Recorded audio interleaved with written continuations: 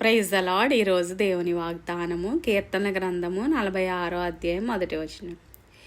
దేవుడు మనకు ఆశ్రయమును దుర్గమునై ఉన్నాడు, ఆపత్కాలంలో ఆయన నమ్ముకొనదగిన సహాయకుడు. మనం ఎలాంటి ఇబ్బందుల్లో ఉన్నప్పటికీ, ఎలాంటి బాధలో ఉన్నప్పటికీ కూడా ప్రభువైన యేసుక్రీస్తు అండి మనందరికీ కూడా సహాయం చేస్తారు. ఆయన మన ఆపదలన్నిటిలో కూడా ఆయన తోడై ఉంటారు. ఒకవేళ నీవు ఇతరుల మీద ఆధారపడి ఉండవచ్చు, ఒకవేళ నీ భర్త మీద కానీ, నీ భార్య మీద కానీ, నీ తల్లిదండ్రుల పైన కానీ, నీ బంధుమిత్రుల పైన కానీ నువ్వు ఆధారపడి ఉండొచ్చు. కానీ ఈ లోకం వైపు మనం చూడకుండా దేవుని వైపు మనం చూసినట్లయితే, ఆయన యందు విశ్వాసం ఉంచినట్లయితే ఆయన మార్గంను సరళం చేస్తారు.